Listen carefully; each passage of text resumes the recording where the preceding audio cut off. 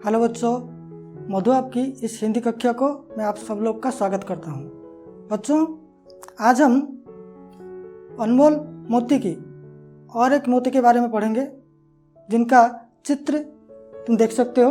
पता है ये कौन है? ये है गोस्वामी तुलसीदास। तुलसीदास एक राम भक्त है जो कि इस चित्र में तुम लोग जान सकते हो। देखो, तुलसीदास जी राम जी की आराधना कर रहे हैं और उनके आशीर्वाद से वो कुछ लिख रहे हैं। तुलसीदास नाम आते ही हमें रामचरितमानस की याद आ जाता है। तो ऐसे एक महान कवि, संत कवि, राम भक्त कवि और गोस्वामी तुलसीदास के बारे में आज हम पढ़ेंगे। तो बच्चों, इससे पहले हम जानेंगे कि हमारे जो हिंदी में भक्ति धारा है और उससे जो भक्ति का समय जो था उसे स्वर्ण युग कहा जाता था। हिंदी साहित्य में भक्ति काल को स्वर्ण काल कहा जाता था और इसमें हम देखते हैं दो धाराएं प्रवाहित होती थी। एक है सगुण भक्ति धारा और एक है निर्गुण भक्ति धारा। तो सगुण भक्ति धारा में दो शाखाएं थी, एक है कृष्ण भक्ति शाखा और एक है राम भक्ति शाखा। तो इस राम भक्ति शाखा के प्रमुख कवि हुए संत तुलसीदास। तो चलिए इनके जीवन के बारे में और उनकी रचना के बारे में आज हम विस्तृत जानकारी प्राप्त करेंगे। तो बच्चों देखो, हिंदी साहित्य के भक्ति काल में गोस्वामी तुलसीदास का स्थान सर्वोपरि है। सर्वोपरि अर्थात सुप्रसिद्ध थे वो।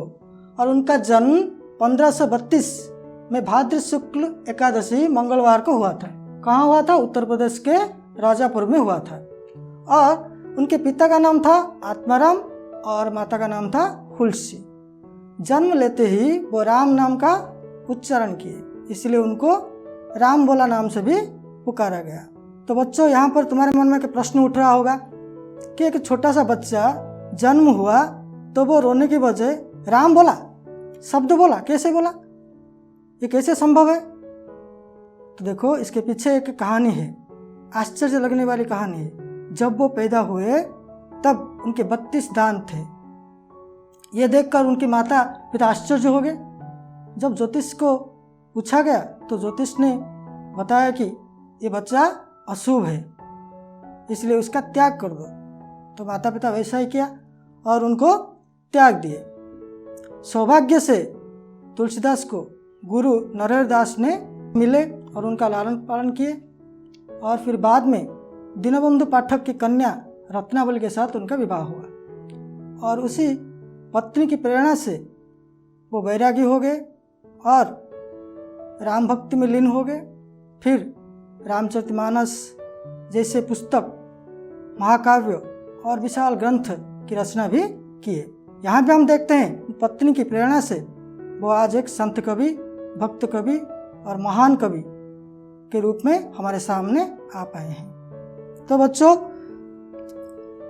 अब देखेंगे तुलसीदास की रचनाएं कुछ। यहाँ पर देखो, तुलसीदास वैसे ही बहुत कुछ काव्य, कविता, पुस्तक लिखे हैं, लेकिन जो कुछ प्रामाणिक है वो कुछ इस तरह है, जैसे कि रामचरितमानस, कवितावली, दोहावली, गीतावली, भैरवी रामायण, रघुवर सालाका, जानकी मंगल, श्री रामलला नहस्यो, श्री पार्वती मंगल और विनय पत्रिका। और बच्चों जानते हो, तुलसीदास ज़्यादातर जो रचना किए हैं वो सब ब्रजभाषा और अवधी भाषा में हैं। और आज हम जो पढ़ेंगे तुलसीदास के दो दोहे हैं जो कुछ इस प्रकार से हैं, देख सकते हो। दो दोहे हैं। तो पहला दोहा, तुलसी काया खेते मनसा भयो किसान, पाप पुण्य दो बीजे बुवे सो लुने निदान। दूसरा दोहा क्या है? बहुसूत बहुरुचि बहुवचन बहु आचार व्यवहार, इनको भलो मनाए वो यो अज्ञान अपार। इस प्रकार दो दोहे हैं। तो सबसे पहले हम पहले दोहा जो है उसके बारे में आलोचना करते हैं।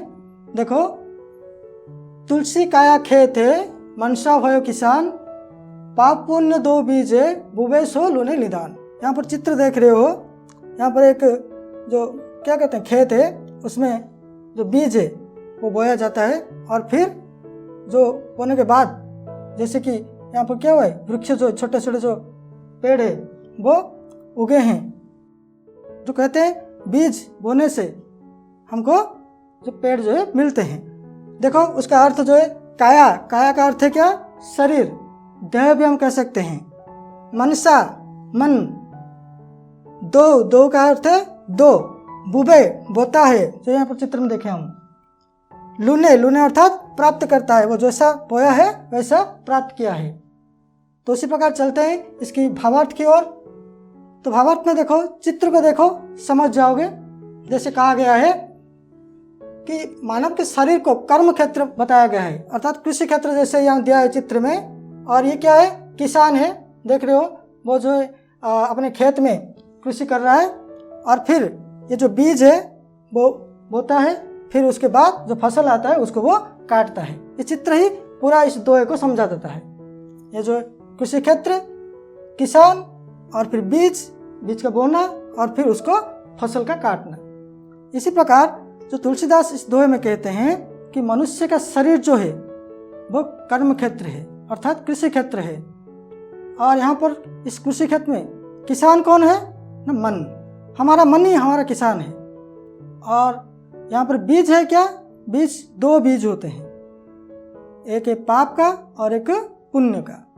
हम अगर पाप का बीज बोएंगे तो पाप का फल हमको मिलेगा, अगर हम पुण्य का बीज बोएंगे तो हमें पुण्य का फल मिलेगा। अर्थात जो जैसा कर्म करेगा उसे वैसा ही फल मिलेगा। उदाहरण की तरफ देखो, अगर हम आम का बीज बोएंगे तो क्या मिलेगा? हमें आम ही मिलेगा। ऐसा नहीं कि हम आम का बीज लगाए और कुछ फल हमको प्राप्त होगा, नारियल का हो, ऐसा हो सकता है? नहीं। इसलिए हम जैसा बीज बोएंगे वैसा ही फल हमको मिलेगा। ठीक उसी प्रकार हमारे जीवन में हम जैसा कर्म करेंगे, चाहे वो पाप हो या पुण्य हो, सबका फल निश्चित है। अगर पाप कर्म करेंगे तो पाप फल पाएंगे, और अच्छा कर्म जैसे कि पुण्य कर्म करेंगे तो हमें अच्छा फल मिलेगा।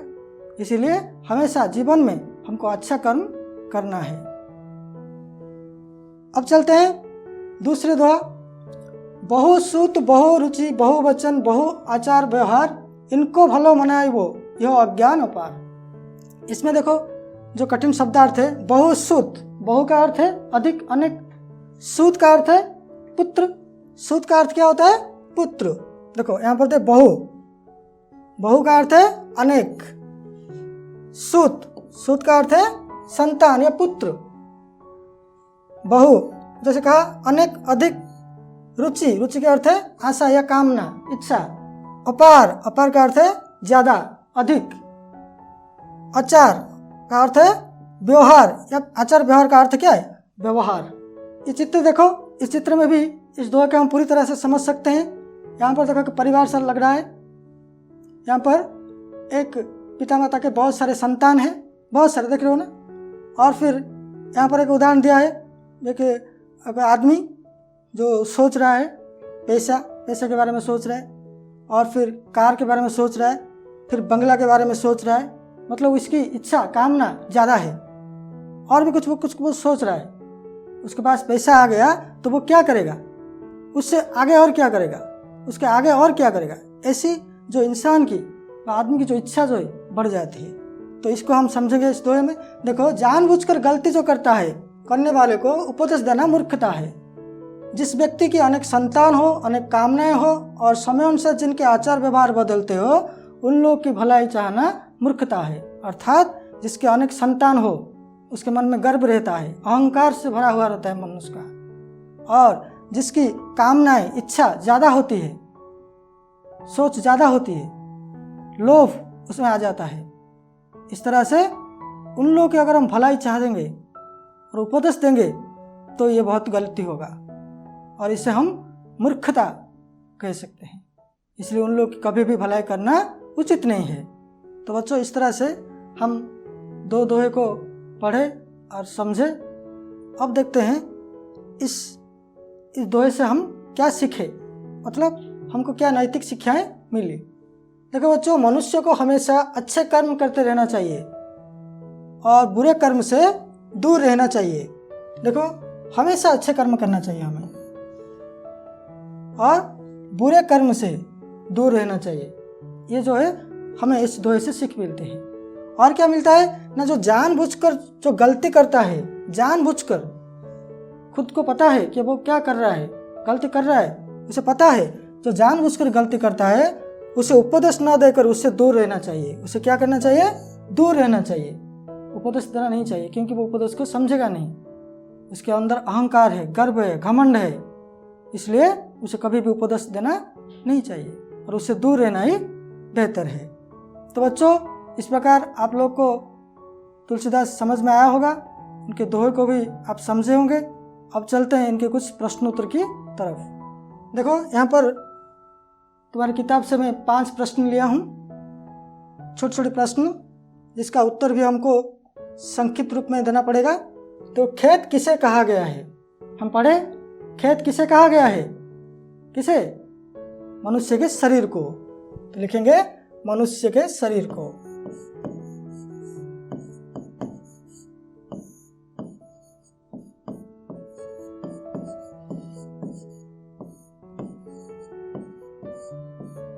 तो मनुष्य के शरीर को खेत कहा गया है। अब चलते हैं दूसरे प्रश्न की ओर। किसान कौन है? जब शरीर कृषि क्षेत्र हो गया तो किसान कौन है? मानव का मन। मानव का मन, अर्थात मन हमारा किसान है। मानव का मन लिखेंगे, और सिर्फ मन लिख देंगे तो किसी और का मन वो समझाएगा, शायद वो पशु हो जाएगा, पक्षी हो जाएगा, क्या हो जाएगा, इसलिए मानव का मन लिखेंगे। तीसरा प्रश्न देखो, पाप पुण्य क्या है? पाप पुण्य बताओ क्या है? ठीक है, 2 बीज है, 2 बीज।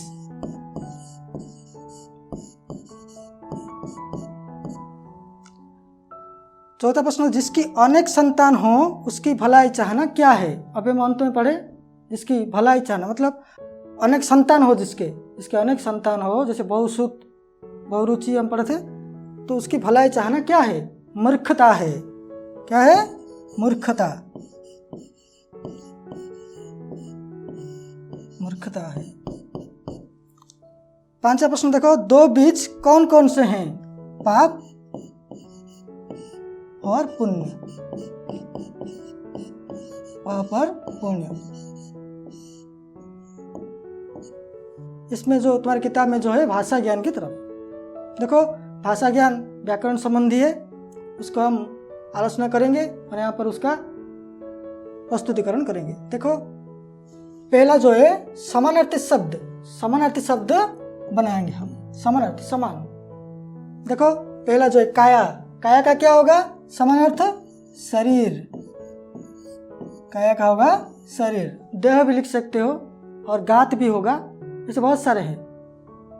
किसान, किसान बहुत आसान है, बता सकते हो क्या है किसान का? कृषक।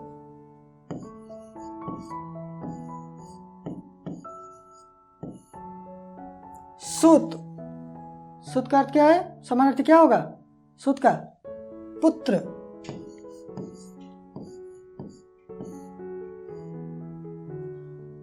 फिर देखो मनसा, मनसा का समानार्थी क्या होगा? मन। ये भी हम पढ़े।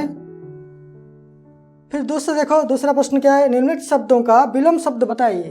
विलोम शब्द, विलोम शब्द अर्थात विपरीत। देखो पाप का क्या होगा? पुण्य, सबको आता है, ठीक है ना। अज्ञान, ये भी आता है, और काट दो, बस हो गया। क्या? ज्ञान। अपार, इसका क्या होगा विपरीत? और काट देंगे हो जाएगा? नहीं, इसका क्या होगा? अल्प। अपार का हम पढ़े थे, ज्यादा अर्थ देखे थे, और इसका विपरीत होगा अल्प। थोड़ा भी लिख सकते हैं। फिर देखो 3 नंबर, निम्नलिखित अशुद्ध शब्दों को शुद्ध करके लिखिए। अशुद्ध हुआ है यहाँ पर, दिख रहा है तुमको शायद, तो उसको शुद्ध करेंगे हम। देखो तुलसी, तुलसी गलत है, इसको सही करेंगे तो क्या होगा? तुलसी, बड़ी की मात्रा होगी। देखो क्या गलती हुई थी? छोटी की मात्रा थी, बड़ी की मात्रा लगाएंगे तो ये सही होगा। फिर आया किसान, किसान देखो यहाँ पर क्या गलती है? की तो ठीक है, ना भी ठीक है, तो ये जो स है, स में गलती है, तो क्या होगा सही? किसान, यहाँ पर ये स रहेगा। ठीक है, फिर आया देखो पुण्य।